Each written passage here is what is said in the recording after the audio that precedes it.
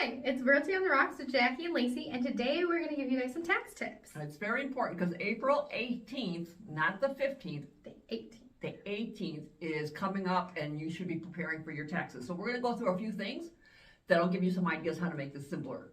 So our number one tip would be to organize your tax documents, have them prepared ahead of time. If you don't, it's okay. Go ahead and pull up last year's tax return and use that as a starting point. Okay. Second thing is update your name and address. If you've had a name change, you got married, you got divorced, which in my case got divorced.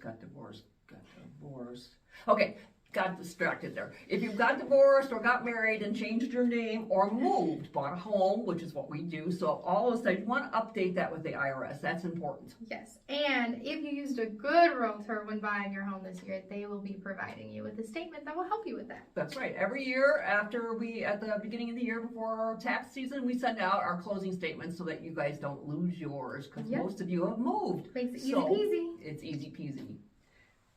My third one would be create an IRS online tax account. This is a great tool. They take care of everything for you. It's all there. Just remember your password. Or write them down as old people do. Or use the same one over and over. No, I'm kidding. Don't use the same one over.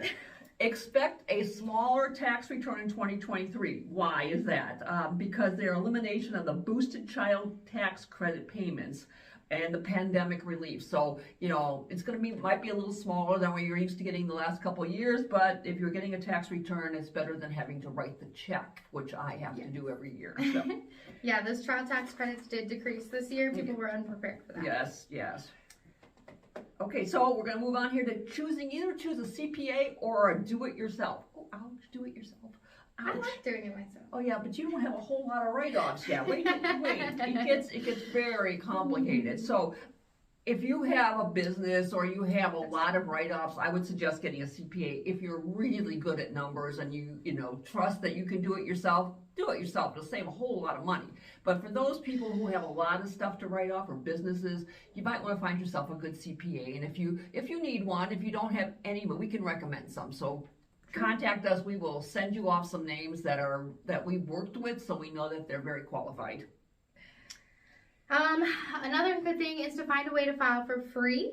Taxpayers who have an adjusted gross income of less than $73,000 a year may qualify for the IRS File for Free program, which is a partnership between the tax agency and the online tax software providers.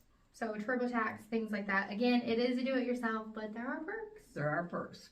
File for an extension. Okay, we're not quite into April yet, but if you are feeling pressured to get your taxes done, and sometimes time gets away from us, life happens, who knows? File for the extension till October. You'll feel more comfortable. That doesn't mean you have to wait till October to file. You don't procrastinate more. Yes, it just means that you can start slowly putting your stuff together and file in October. So yes, I would file for an extension if you have any kind of a trepidation about getting ready on time, because the government don't play.